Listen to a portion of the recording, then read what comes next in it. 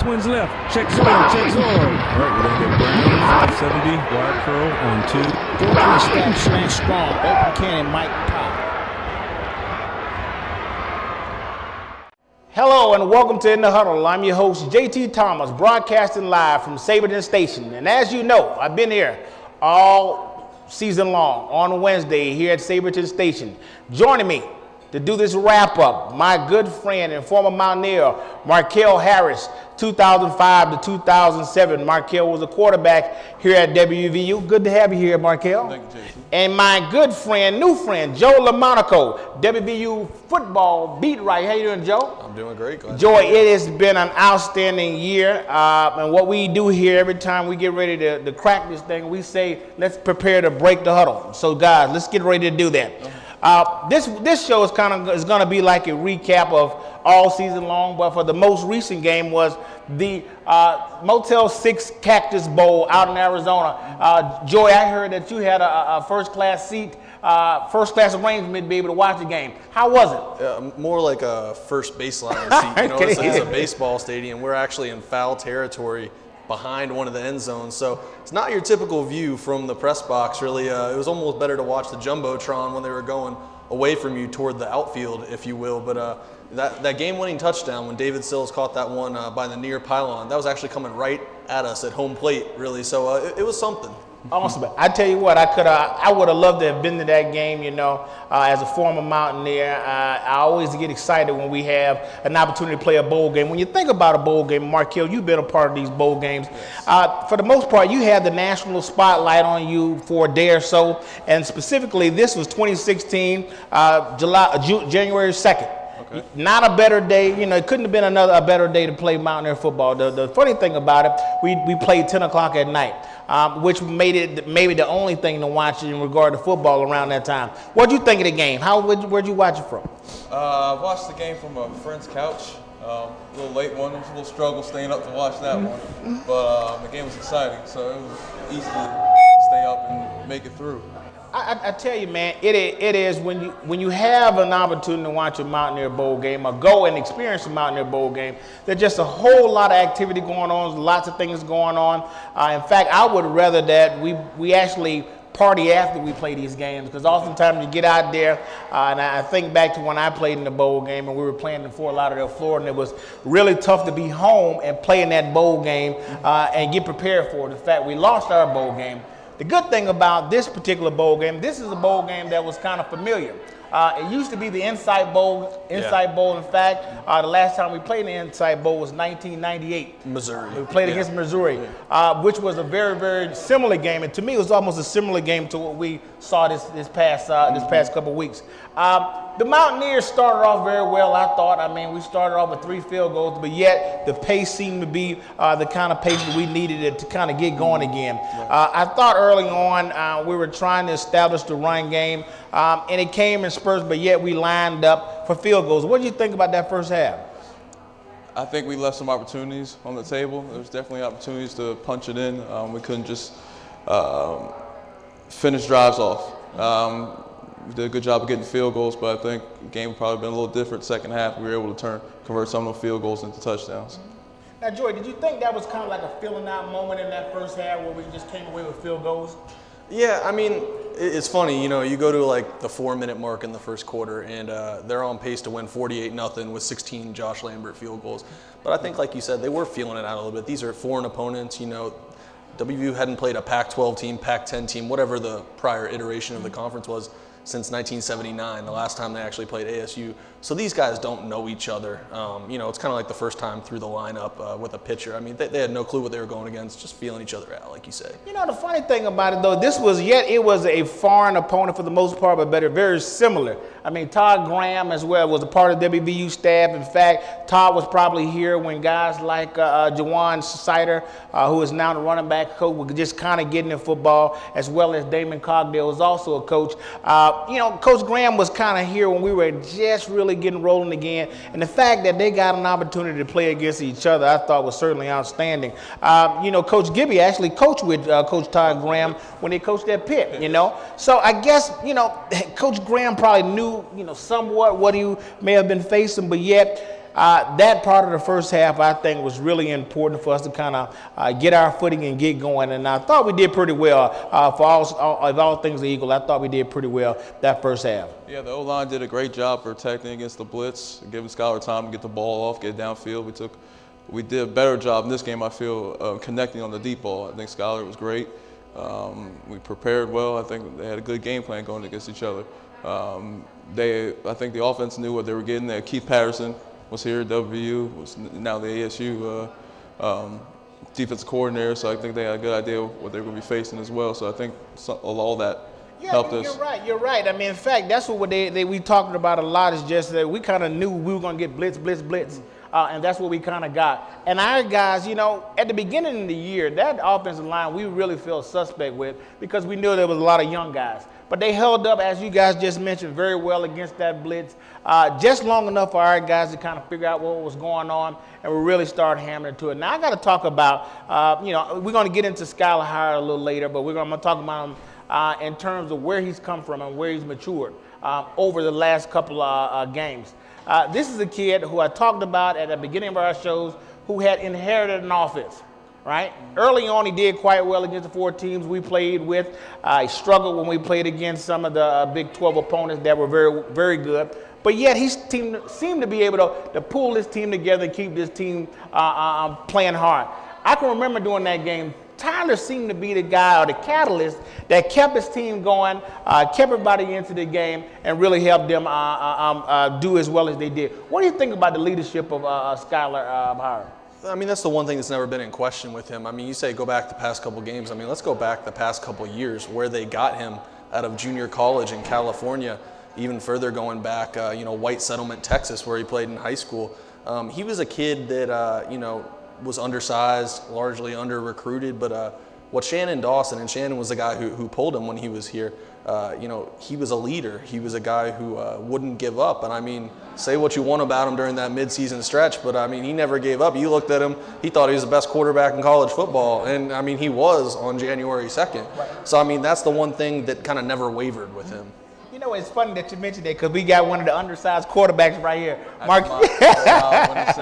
Markel played quarterback here at WVU. And I remember, before we got here, I talked to Markel about one of the memorable games that I remember. They were playing Eastern Washington, I believe. Yes. And I just remember, and not knowing you well, I noticed this small stature of a man come on the field and just start slinging the ball around, And I'm saying, man, this kid is putting it together.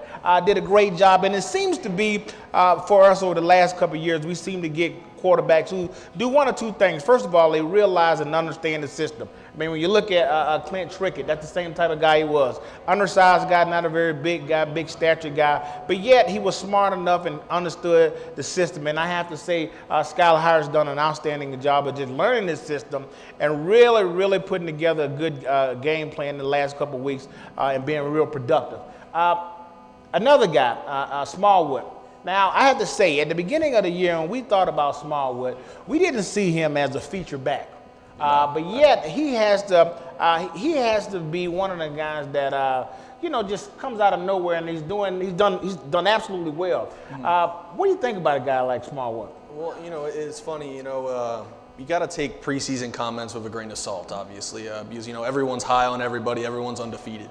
But Big 12 Media Days in Dallas, Coach Holgerson was talking him up, saying potentially the most versatile back he's ever worked with, comparing him to guys like Charles Sims, even a little further back. I kind of look at that stretch where they played Oklahoma State, Baylor. Smallwood played through that stretch with a really bad high ankle sprain. Both you guys are athletes. You know what those are like to play through. And especially when he's facing numbers. They talk about numbers. These teams were loading the box against WVU. They were daring them to pass and trying to stop the run. And he was still running through it, finished with more than 1,400 yards this season. I voted him as a first-team All-Big 12 player with the Associated Press. Really impressed me. Just imagine, so just wanted to break down what he said when he talked about numbering 8 in the box, 9 in the box. So what happens when we say in the box and determining who's on the field, when there's a certain amount of numbers on the field, when they got an 8 in the box, they really don't want to run inside. If they got 9 in the box, they really don't want to run inside. So if the numbers are against you, you start throwing the ball out. The funny thing about that is we've been really successful. The fact that we have been, quote unquote, air raid offense, yet we've become a running football team. And I think it is a tribute to guys like Smallwood, who said, put the ball in my hands and let's make this thing happen. And one thing that I'd have to say about this whole season coming up to the bowl game was the ability for Coach Hogerson to adjust. I mean, there's something has to be said about a coach who's known for an air raid type outfit to say, okay, we're going to go what we have here. What do you think about Coach Hogerson and him being able to adjust on the fly like that? I think it was a great job this season to be able to adjust on the fly, especially with the struggles early. We had a quarterback during the Big 12 portion of our schedule. To be able to run the ball the way we did is great coaching, if you ask me, to be able to adjust like that. That's part of coaching. That's why you're called coach. You got to be able to do that. And he's got the horses in the backfield to be able to do so too. You know, Wendell rushing close to 1,600 yards. Russell Shell not that much far behind him, close to 1,000 yards. And then you got Skyler rushing quite a bit of yards as well. So, I mean, I think it's a great job adjusting. It's funny too. I mean, it actually goes back a little bit. You could, if you watch, you could see this in the plans back to when Dana hired Ron Crook when he took him from Stanford. That's a guy who's an offensive line coach who's really a run game coordinator. His specialty is orchestrating run games. Going back to his days in the Ivy League, Harvard, their backs led the Ivy League every year he was there. So I actually talked to Crook. I did a story in September.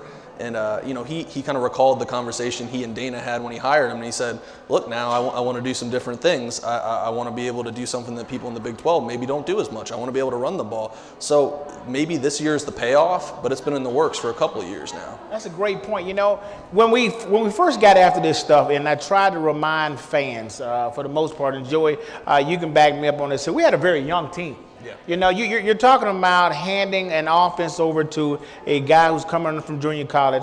You have at least 2 true freshmen playing wide receiver for you. You have a running back group by committee, and you have a very young offensive line.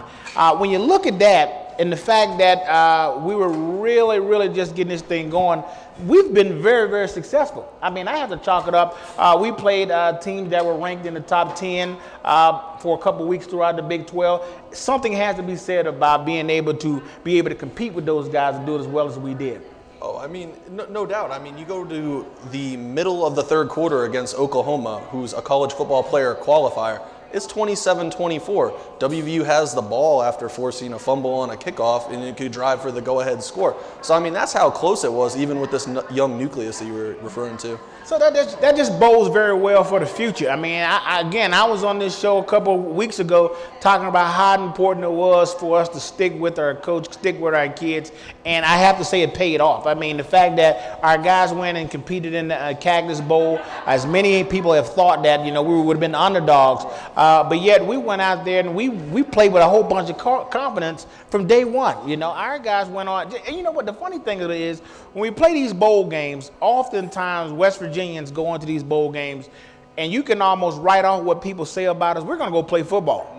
And that's what I really like about our ball club, and that's why our fans like to go bowling, Markell, is all we're saying is give our guys a chance, and most oftentimes we'll go out there and at least give us a good battle. So let me talk about, I mentioned to you, one guy that I thought did quite well, and more so in the second half, is Da'Keel Shorts. Da'Keel Shorts ended up with 2 touchdowns, and the kid kind of came out of nowhere. All season long I've been kind of waiting for Da'Keel just to get his act together and be more inclusive in that offense. But this game, he really just showed up. The kid just came out of nowhere. He's a junior on the program, so we'll be back next year.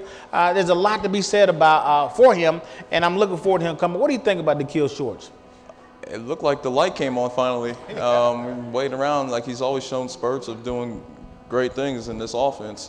And some games he's there, and some games he doesn't show up. This is one of the games where he did, and he was a big lift for our team. He really helped out the Mountaineers. Hopefully it's a sign of great things to come. Let me ask you this, as a quarterback, former quarterback, I mean, people just cannot understand how important it is to get timing, spend time with guys. Think about Skyler's been with these guys a season. Just imagine he at least get, well, he's going to get Shelton for a couple years, but just imagine when them guys start putting it all together. As a quarterback, what do you got to have? What does that feel like when you're on the same page as your receivers? You have a lot more confidence throwing the ball. That's for one thing. You could know you're going to throw a ball and the receiver's going to be there to trust the timing. Playing quarterback, a lot of it's timing and rhythm. And if you don't have that timing and rhythm, if that's off a little bit, you're not going to be that successful. And that comes with a lot of practice, a lot of time put in the off season, all the hours working that chemistry. You can always tell the offense there, put up a lot of pass yards. Those quarterback and receivers usually have pretty good chemistry from working together quite a bit of time. And I think going now, Skyler has a full season under his belt, and now you got basically the whole receiver core coming back except for Jordan Thompson, and a lot of young guys that receive playing time. Now they're going to have an off-season to work together. Is no really quarterback competition, I don't think, right now for him to worry about. Now he can focus on just playing football and getting know his receivers a little better. You know one thing, Joy, as you kind of mentioned started on, Skyler kind of felt like the man coming into the season.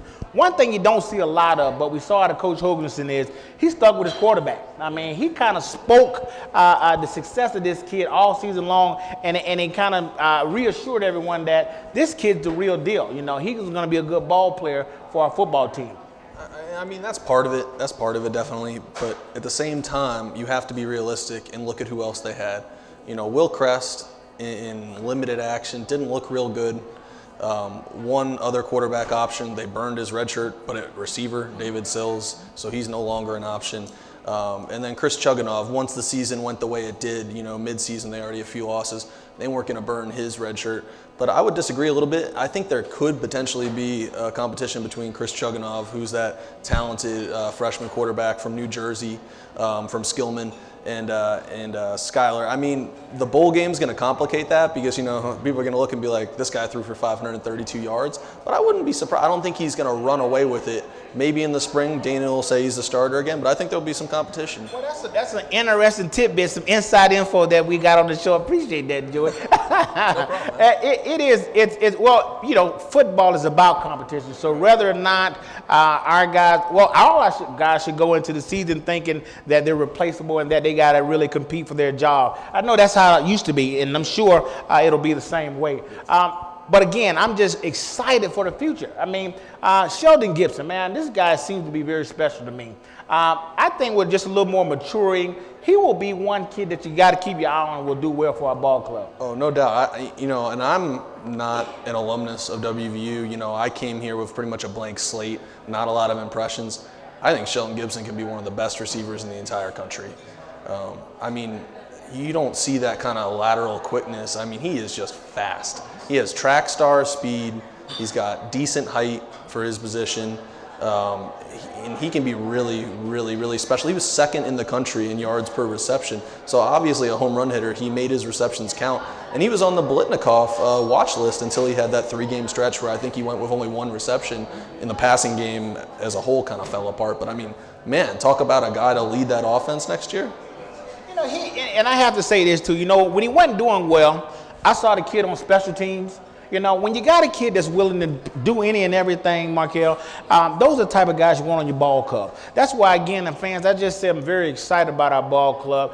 We got a lot of good character guys who I think will they buy into it. That's the one thing about Mountaineer football. And, we tend to buy into the program. And once you do that, good things start to happen, So with that, I'm giving all the praise to offense. And I'm doing that because you're here, Markel.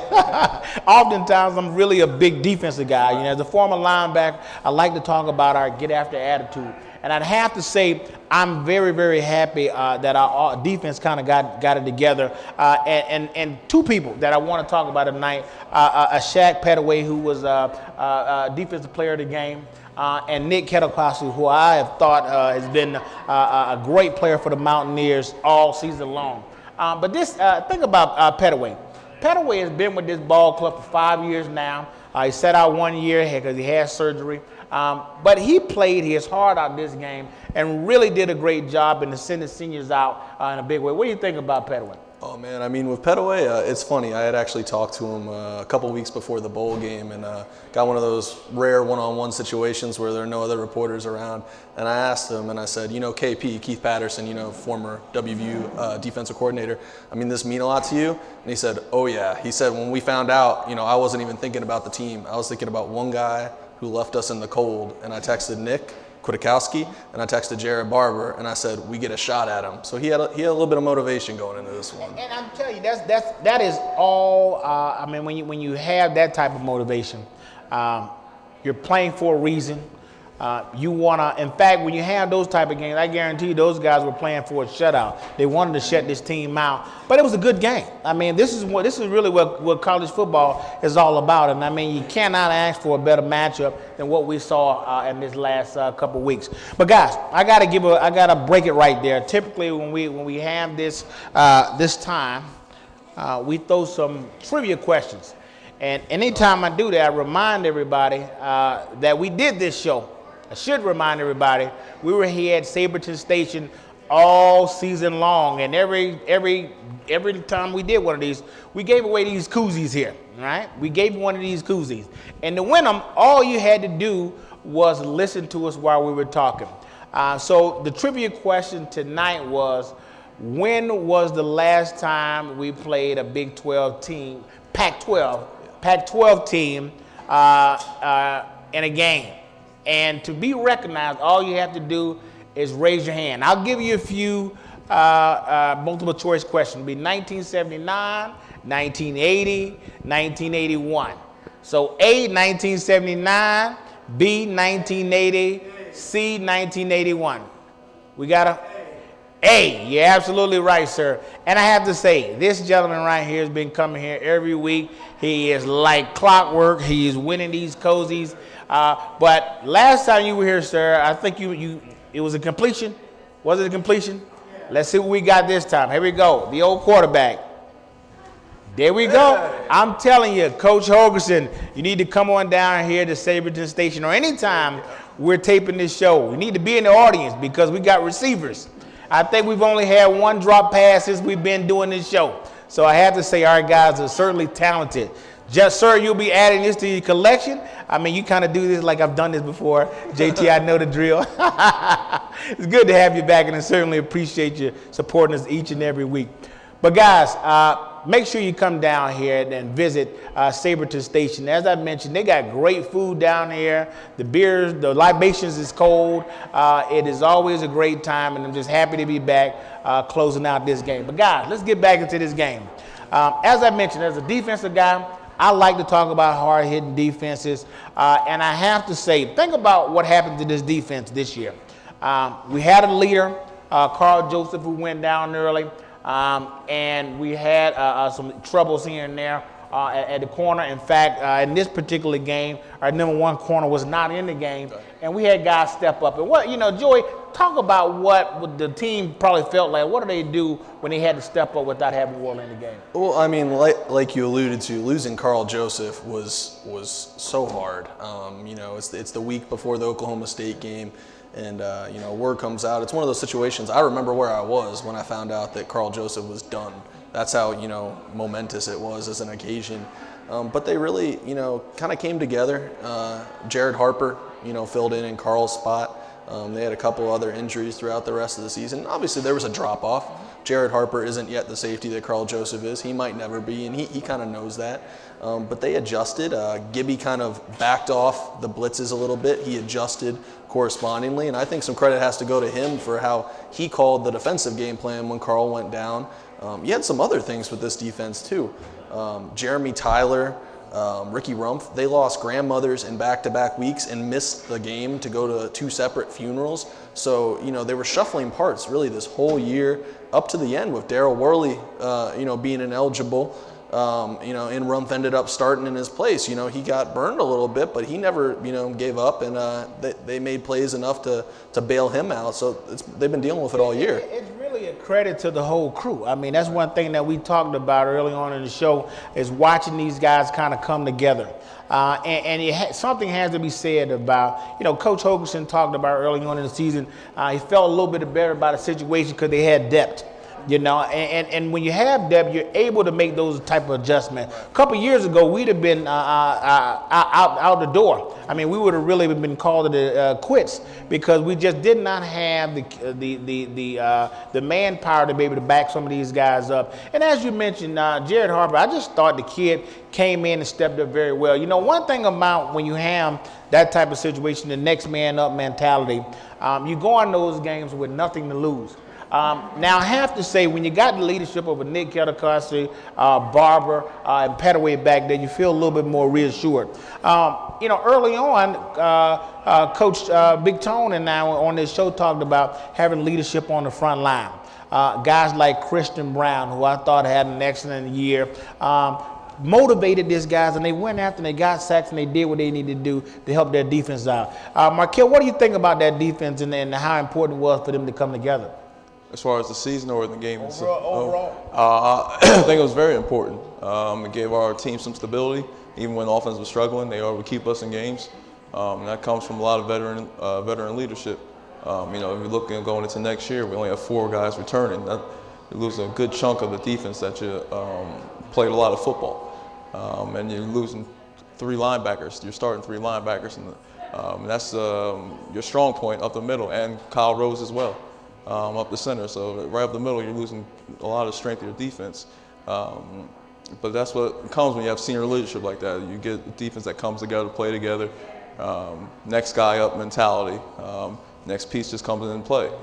That's what spring football is going to be able to help with. Again, we're wrapping this up, total year deal, Cactus Bowl and all. I just want to talk it all out. In fact, that's what we're doing, talking it all out. What is, when I think about when you have these bowl games, the Cactus Bowl specifically, what does that do for a team? I said this a couple years ago. What does having a bowl game does for a football team? The fact that you win a bowl game, you do well, you have national attention, certainly helps out with recruiting, and then it prepares the guys to be ready for the next year. And I have to say our defense gives us a lot to look forward to in terms of if we get the right guys in the right place, we'll do I think we'll be okay. Yeah, and it's funny, on face value it's the Cactus Bowl, so maybe it doesn't mean that much, but Dana Holgerson doesn't want to be in a situation where his season ends by Shane Lyons, the athletic director, having to put out a statement that he'll be back. Shane Lyons doesn't want the football season to end by having to put out that statement. No one really had a good taste in their mouth after, what happened at Kansas State on December 5th, that 1-point loss, the late kickoff return. So, for WVU this season, more than maybe some other teams in that same situation, maybe more than for ASU across the field, this really mattered. They wanted to get to 8 wins. That's the most the Mountaineers have ever gotten since, moving to the Big 12 a few years ago. They talked about play for 8. That was kind of one of their mottos the latter part of the year. So they did a lot of things, and, it did mean something. It did send them into the offseason, into spring football on the right note. That's a good point that you made, because we saw coaches lose their job. In fact, we saw the Iowa State coach lose Paul Rose lost his job in terms of almost having to win that game. Not that he was going to stay one way or another. Well, in fact, he lost his job before that, and they wanted to send him out the right way. But the fact that our guys really rallied, they rallied around the news that, Coach Overson was going to get an extension and all that. They wanted to prove. In fact, I've seen statement after statement that this guy is a good guy for these guys, for our team, and our guys really rallied around him. Overall, I thought all 3 sides of our team did well in the bowl game. A couple years ago, 2 years ago, maybe last year, one part of our football team that we really had problems with was special teams. And I have to say, Joey, this year special team didn't hurt us, and I think that's a good thing. No, they didn't at all. I talked about the Kansas State game and, that kickoff return, but that was the only one all year. They made it, every quarter until the fourth quarter of the last game of the season. Before that burned them. The coverage was good. The return units were unspectacular, but they didn't make any mistakes at the same time. Josh Lambert, the kicker, he was battling through a case of mono. He was battling through a hip injury. And, maybe not a Lou Groza award caliber season, but he's still one of the better kickers in the Big 12. Nick O'Toole was the best punter. He was first team all Big 12 as a punter. So special teams, they were great, really. There's no other way to put it. So again, we're just doing. People may think, we on this show we talk about having the freedom to say what we want, right? He gets paid, we don't. So, so we can say what we want. We feel like there's just been this feeling of having to be better, right? Having to be better in all phases of the game, and I think we've done that. Earlier this year, we talked about having to be better to be a better Mountaineer team. Expectations from players. We talked about, for me, I had some reservations in terms about the switch between Barber and Nick in their positions. I like Nick on the inside. In fact, I still like him on the inside. He actually played all three positions. I thought that was a smart move to keep him in the inside, but yet we played him on the outside. So we had some reservations, and I feel like I mentioned something about Barber. He wasn't doing something one particular game. And I had to say, I forget what game it was, but he ended up scoring a touchdown off of you remember what game that was? I believe that was the Texas game. The Texas game was like scoop and score. Yeah, let's scoop and score. Yeah, I made one comment about the kid, and he shuts me up the next weekend.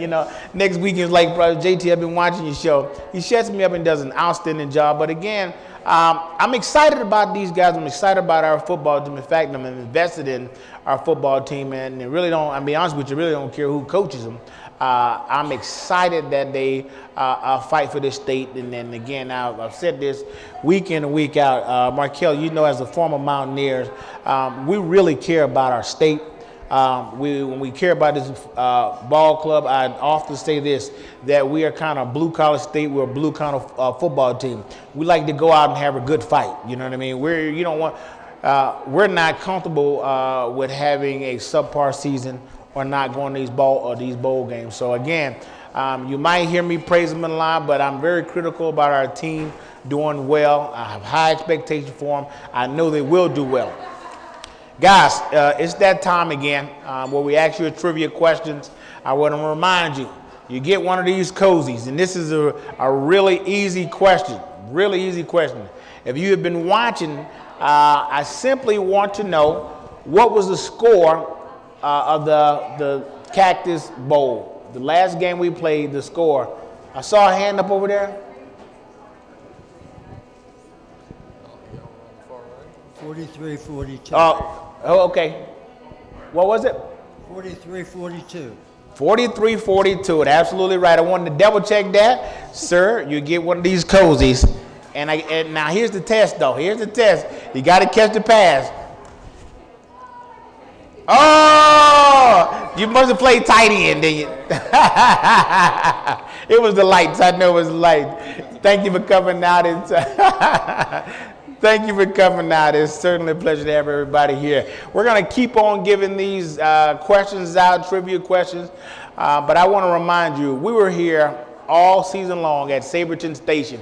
We've had a great time. This has been a great season for us, and I certainly it's been a pleasure for me to be the host of this show. I've been here with a great crew of guys, and we're going to get right back into it. This is what we do. I mean, this show is really about giving you guys perspective as former players, and as Joy as a beat writer. I mean, he gives us this inside scoop. We may have to have him back more often because he knows a little something.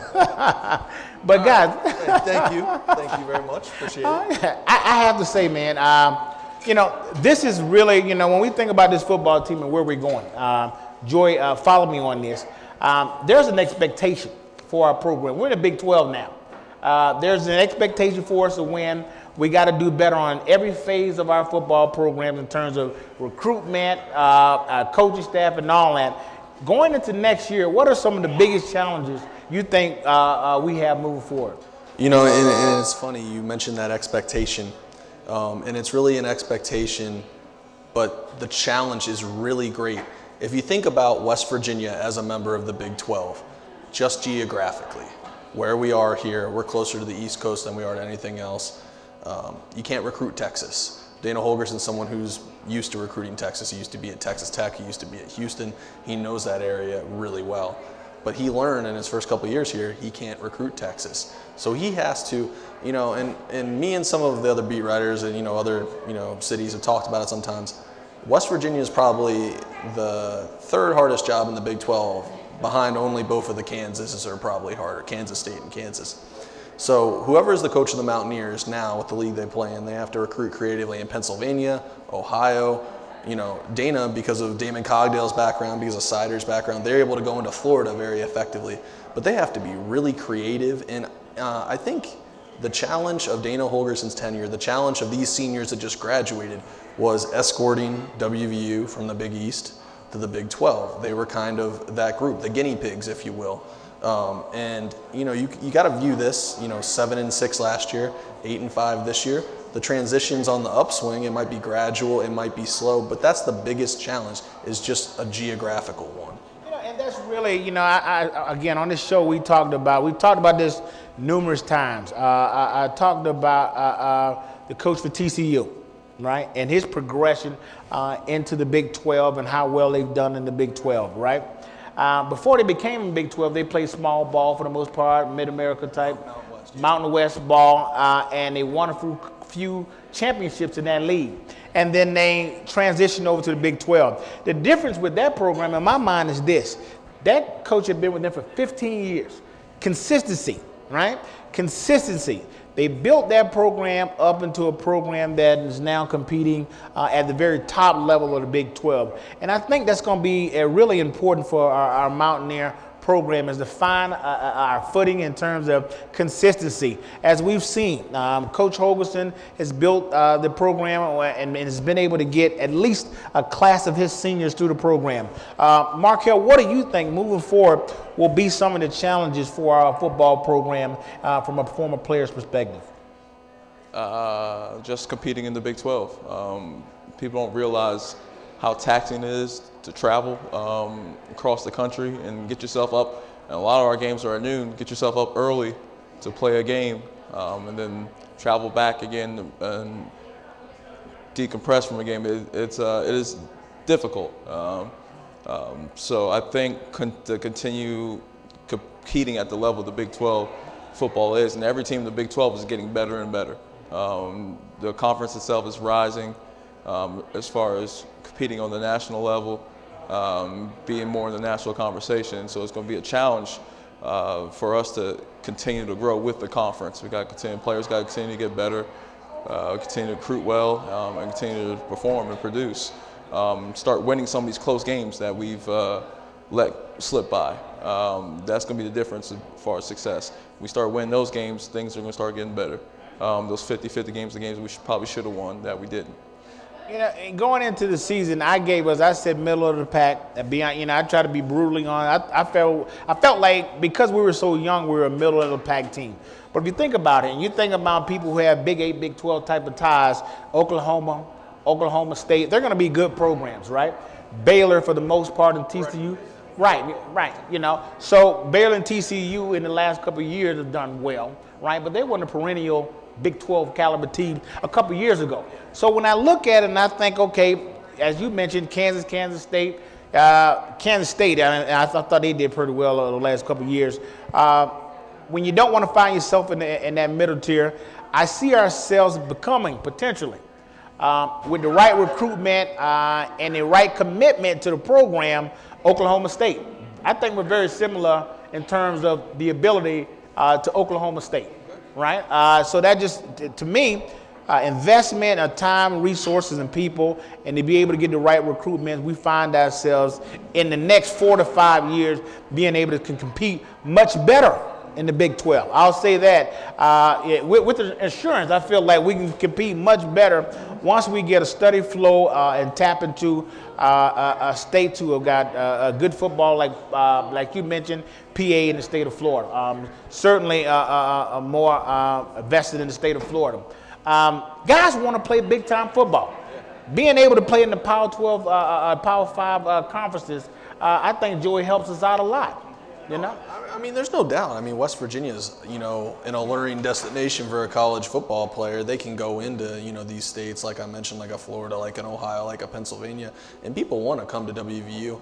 But I think there's an important aspect beyond the recruiting, beyond simply winning close games, which I think, a preponderance of fans would agree. You got to win those close games. But beyond that, I mean, there's an arms race. College football is kind of like a Cold War. You got to keep building it up. And one thing that struck me when I went down for the Baylor game, McLean Stadium's beautiful. They had a line for recruits, recruit entrance, just like every stadium has.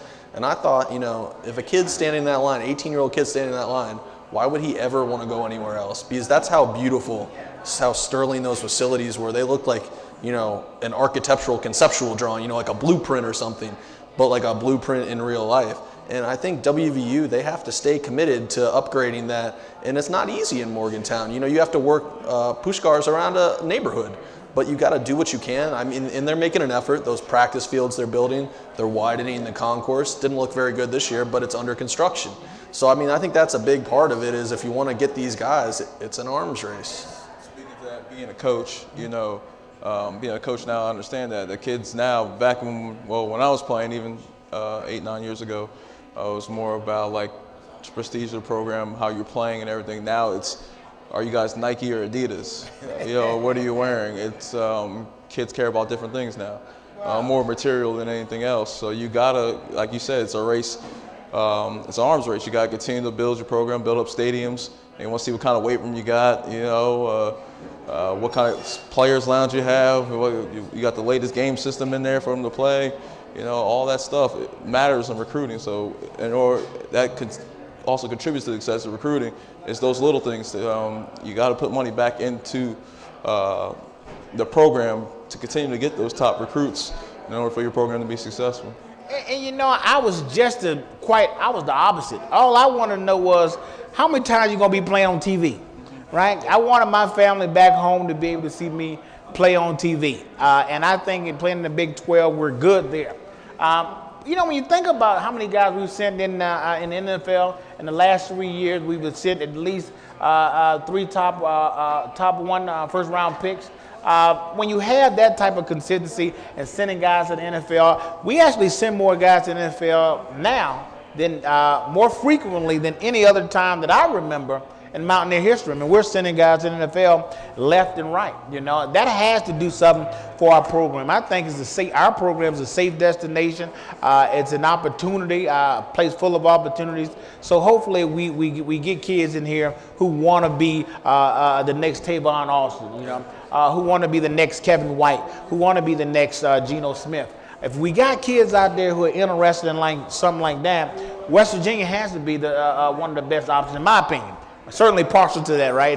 I'm partial to my own opinion. But again, guys, it is really something special to be a part of what we're building, because I think that's what we're doing. We're building a better program than we've had in the past. I think this is just the first step. Going into 2016 with the win underneath our belt, it just gives us an opportunity to go after those kids, recruit them, get them here, get them in playing position.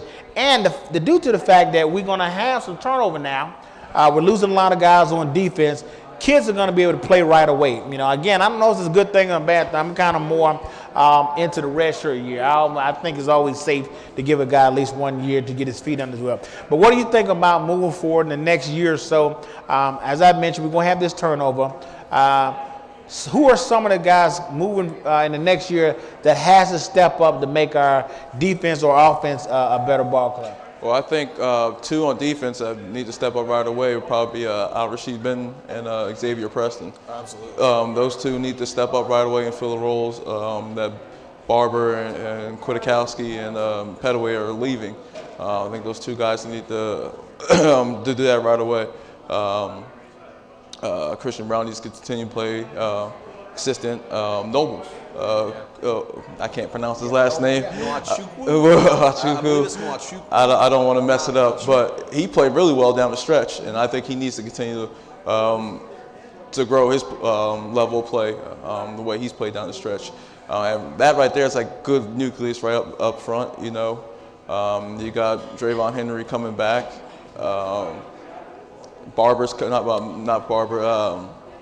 Jared Harper is coming back as well. Jeremy Tyler's coming back. Yeah, and JT, I think that's a guy that he's got a lot of fans inside that building. I think B. Mitch likes him a lot. I think his teammates like him a lot. He's a little bit of a harder hitter in safety. And Noble, he's a guy who could solidify himself as maybe a first-round pick. he's a guy who exceeded Bruce Tall's expectations, the defensive line coach. And, you know, as a 3-technique lineman, what I mean by that is, you guys know, West Virginia, on every formation, they only use 3 defensive linemen. And it's not as easy to get those sack numbers up because you're going to face a lot of double teams because the linebackers are going to be the guys who are expected to contribute the pass rush. But Noble's sack totals, Christian Brown's sack totals, Kyle Rose's sack totals, those 3 guys, they got to the quarterback maybe more than was expected considering the scheme. And that's a great point to point out. So we run a 3-3-5, and we've talked about this and contested this many times on this show.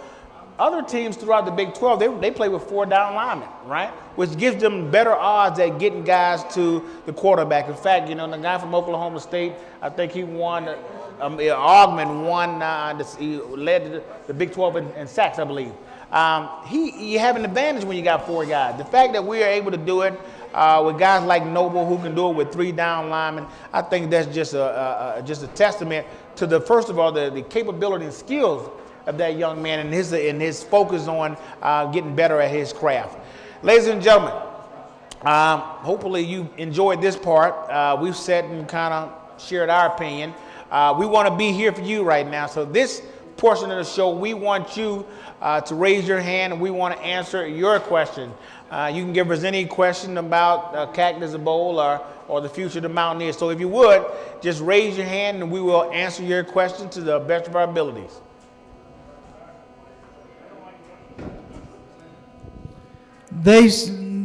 During the final interview, they asked Dana Holgerson if he had confidence in Skylar Howard. What do you think? I'll let you start.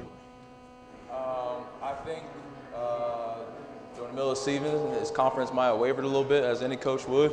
You know, you rest your hat on the quarterback, you know, and Dana being the quarterback guy, that's representing him. I think his confidence probably did waver a little bit.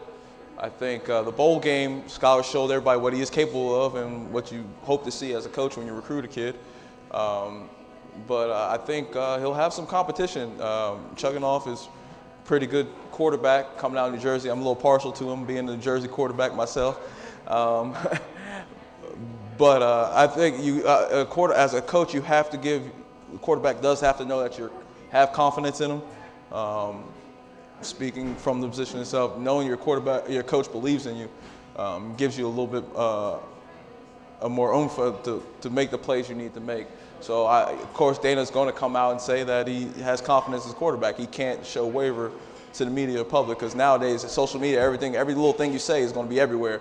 So, I don't think he's going to let his confidence waver in the media. Now, behind closed doors, I don't know what's going on there, but at least to the public, he's going to show that confidence in his quarterback. What you got, Joy? I mean, I think I actually asked that question, so I feel kind of embarrassed. I said something like, did Skylar need this, Dana?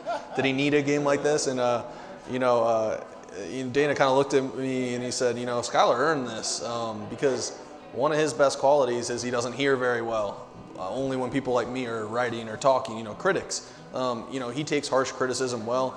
He's one of those guys. I mean, all athletes, seem to think it's us against the world, chip on our shoulder, the haters. Now, I mean, even when I was in high school, like 5 or 10 years ago, college, 5 years ago, we didn't really say the haters. But I mean, now it's, everyone is a critic, everyone's a hater. Skylar is like that to a T, maybe more than most quarterbacks I've ever seen. So does Dana have confidence in Skylar? Yeah, he knows what Skylar is. Skylar's a known commodity at this point. He's the evil they know. But, I mean, he has confidence in him because Skylar has confidence in himself. As I used to say when my son played here, so to answer your question, I would say yes, Coach Hogerson has a whole bunch of confidence in him.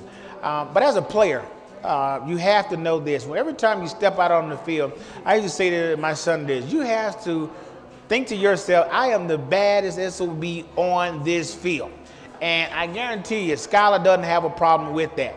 And that's a good thing. That's not a bad thing, folks. You have to have that type of mentality to go out there and do this crazy thing they call football, where people are attacking you and coming downhill and hitting you as hard as they can. So to answer your question, I think the coach certainly has a lot of confidence in him, but yet that player has to have that self-confidence to be able to go out there and do his job. And I think Skylar does not have a problem with that. As Joey mentioned, though, going into the next year, I'm sure Skylar will go into this just like he's done in prior years, feeling like you have to compete for your position. I remember, as I keep going back to my son, because it's most recent history to me, the difference between when I played and he played, I kind of felt like every week going in and out, I was good. I was going to start. As long as I was making tackles, I was going to be good. But when Coach Rich Rod came, I told my son, I said, listen, you got to compete every day. And I don't see this changing. I mean, now, as you just mentioned, the way football is, you got to compete every day. So, again, I think Skylar goes in with confidence. The coach is confident. He'll do quite well. Any more questions?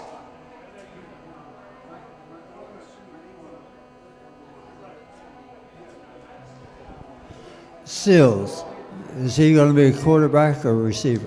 Good question. Great question. Let's start off, Joey. I can start off with that. So after the game, I talked to David. First time, he wasn't allowed to talk to the media all season. He's a freshman, that's a first-year player. That's a pretty common rule.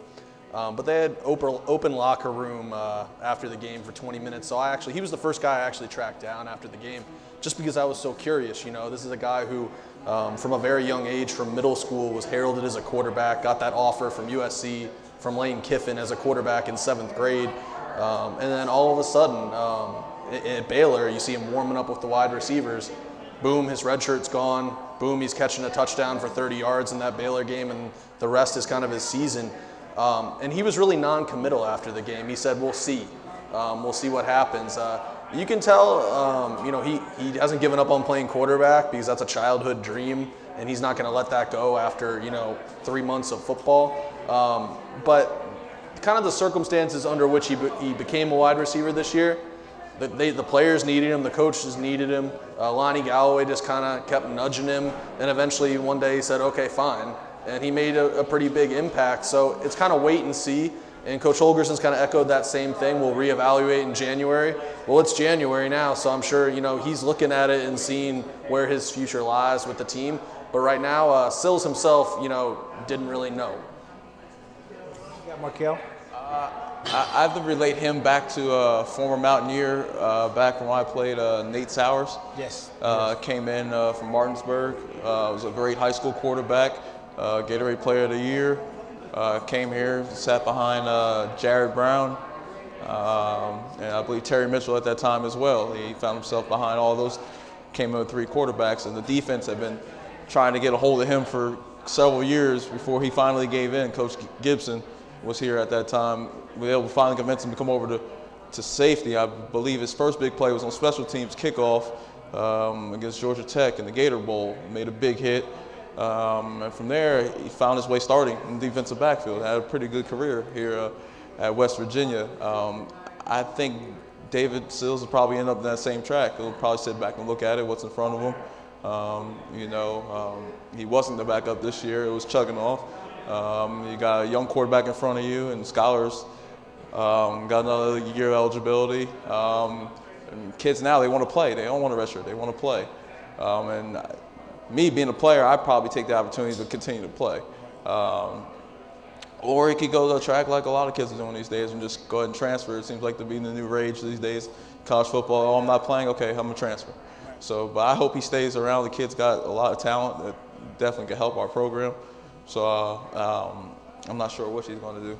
It's not unheard of that these guys play one position for a while and they go back to their natural position. The kid from Baylor or TCU, one of the kids. Yeah, Trevon Boykin. Yeah, Boykins did that, right? They played receiver for a couple years. He was actually the leading receiver when they played against WVU. Right. In 2013, I believe it was. He had, I think, 10 catches for 110 yards or something like that. Right. The next year, he's playing quarterback. He's under center in that same game. So, I mean, I wrote a story comparing the two, which isn't fair to Sills because he's such a young guy. But, I mean, it can certainly go either way. Right. And the same thing with Ohio State. Same scenario, right? It's not unheard of in this time and age for a guy to be able to play where his talents lead him. So I feel like this. I feel like if he goes in, I believe he'll get reps at quarterback in the spring, and he'll do probably part-time both. If he just looks absolutely better at one position or another, that's where he may find himself. What you two may not have known, I'm an old converted quarterback myself. I was a quarterback all my life, and then going to junior college and hurt my hand, and I ended up playing linebacker. So I played where the coaches need me. So I see, to answer your question, Seal seems to be an unselfish guy. I see him being able to play wherever the coaches feel like is going to be best for him. I don't get that transfer vibe from him yet. And oftentimes when guys do that, sometimes they do that 5th-year deal. Yeah. I mean, with Sills, you also have the daddy factor too. David Sills Sr. Or David Sills III. He's actually the 4th. There's a little bit of backstory, and I won't really get into it, but he kind of created a high school that Wendell Smallwood, that Tequil Shorts, and David went to. So he's kind of been grooming David to be a quarterback his whole life. So that's kind of the X factor in all this, because he's going to have some influence from the family situation too. And I don't know what kind of input he's going to get from his father, from his family, but that's something that you can't just overlook in the situation either. Guys, any more questions? All righty. Well, look, as you saw tonight, you got a lot of good inside stuff. It was good to have everybody out. I just want to certainly thank everybody for coming out. Certainly want to thank this establishment for allowing us to shoot this show here. As I said, we've done over 13 episodes here. I think I've missed one. The crew has done an outstanding job of showing up week in and week out, doing what we love to do. That's just talk college football, talk WVU football.